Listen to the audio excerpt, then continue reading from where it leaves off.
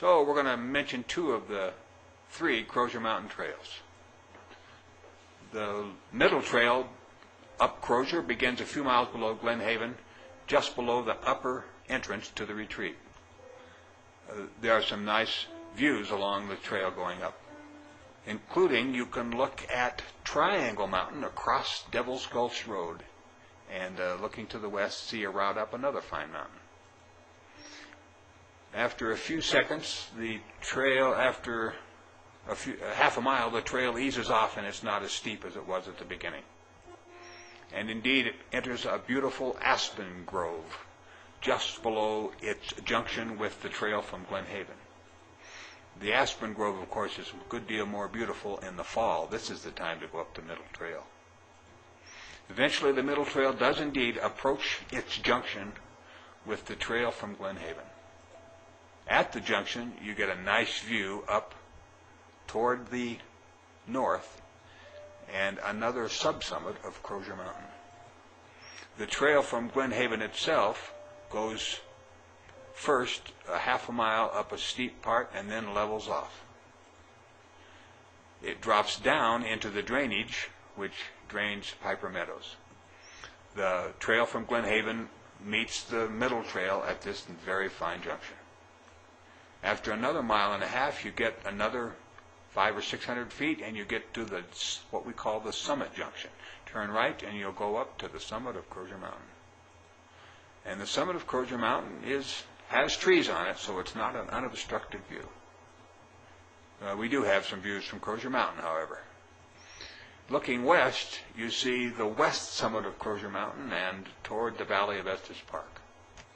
Looking northwest, you start to pick up the Mummy Range in the distance. The view from Crozier Mountain, of course, changes on different days.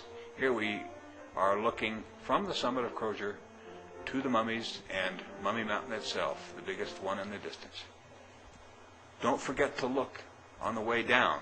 There will be other places where you can get good views of the Mummy Mountains and all these mountains, Dark Mountain, McGregor Mountain, Lumpy Ridge, all of those mountains come into view. These are not the view from the trail, these are views of the trail. Cow Creek is the furthest left diamond on the map here. It starts at McGraw Ranch. This is not a view from the Cow Creek Trail, it's a view of a mountain above the Cow Creek Trail. And again, this is a view from above McGraw Ranch, looking up the valley that the Cow Creek goes up. This is Sheep Mountain. Cow Creek is at the bottom of the valley that we're looking at here.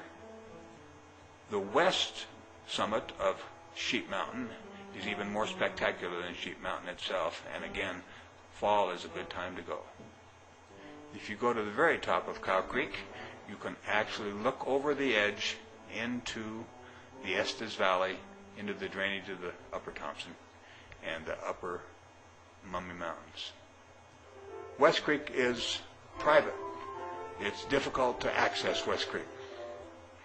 But if you look at the two diamonds second from the left, you can see you can get permission and walk up West Creek Road, or you can start in just below the switchbacks on Devil's Gulch Road. Anyway, go to West Creek. The colors in the fall are worth your time. Even in the winter, when you hike up to the cliffs along the top of West Creek, you've got nice views. Here, one of Storm Mountain across West Creek. There's a wonderful rock between West Creek and Fox Creek. I call it Fox West. That's accessible from West Creek. West Creek Trail eventually crosses the boundary trail near this point here. And alas, we missed West Creek Falls, but if you continue up West Creek, you get to the very highest above timberline views. Go up West Creek if you can. Above West Creek Fall, it's a terrible bushwhack. Fox Creek also is the next river to the north. You can hike from Glen Haven a short mile and a half to where Fox Creek Road goes through Chile Camp and continues up canyon. At one point in the canyon, if you look up to the left, you'll see a piggyback rock. Some of the other folks around here have different names for that rock. Fox Creek continues for 3 miles, but it's a long 3 miles, and you finally see Fox Creek Falls. Look down on it from here. In the wintertime, Fox Creek Falls is not quite as spectacular. Eventually, Fox Creek Trail turns up and gets to the Boundary Trail.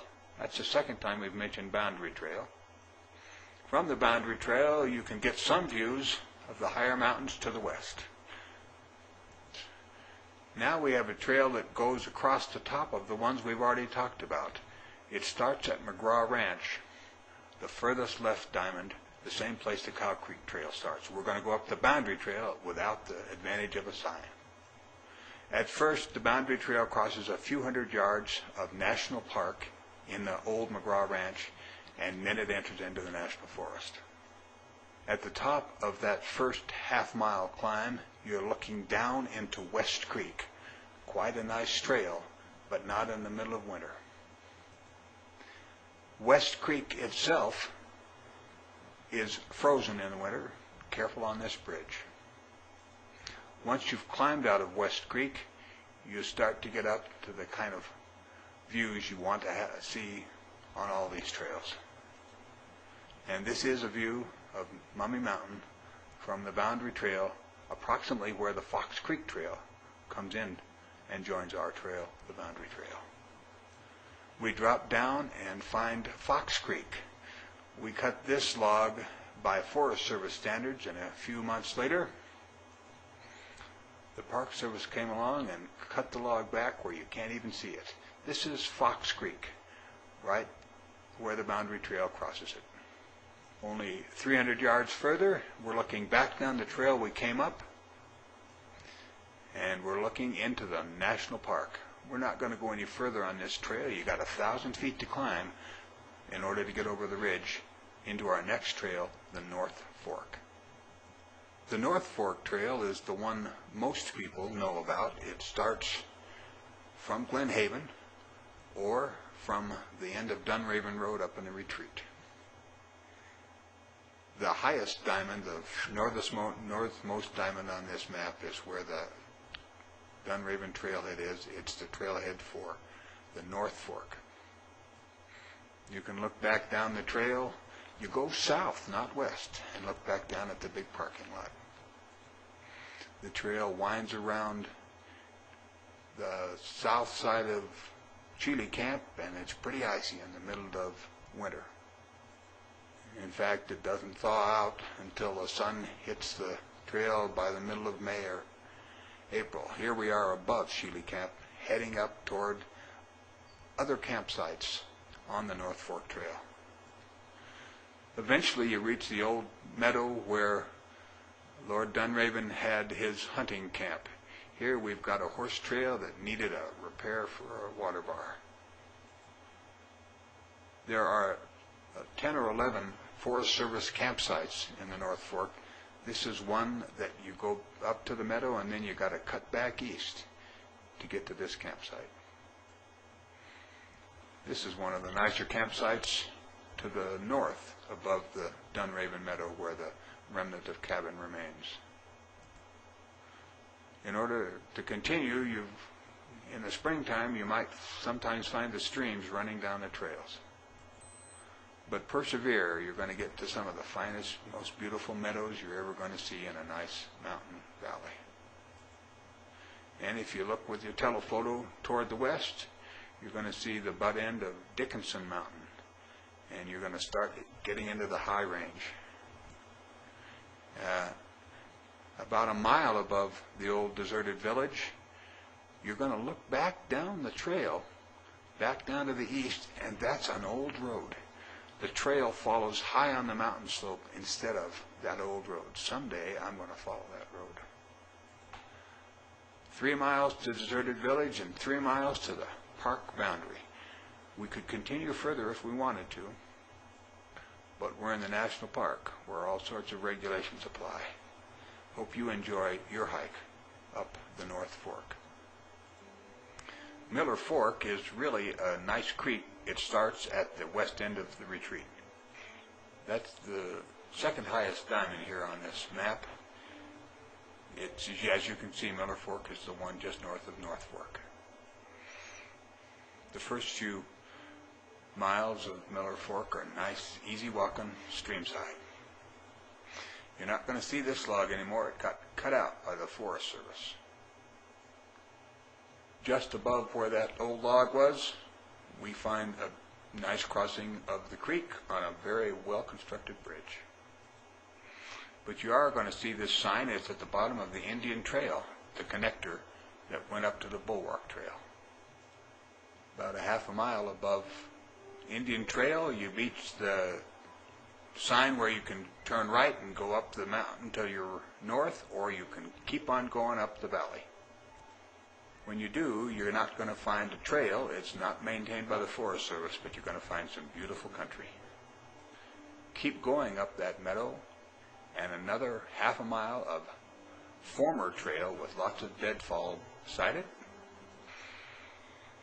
Continuing on that trail that hasn't been maintained, you're going to start to see some beautiful waterfalls. And the actual destination is the old mill. Somebody brought that big piece of metal all the way up this valley. We'll go back to the sign and head uphill to the north toward Danner Pass. Less than half a mile, we'll come to another junction. That's the upper Miller Fork loop. We're not going to go down there. We're going to head up toward Danner Pass. Okay, we'll go up to Danner Pass now and get a view from there. This is the junction where the north and the south loop of Miller Fork start up Danner Pass. It's hard to leave this meadow.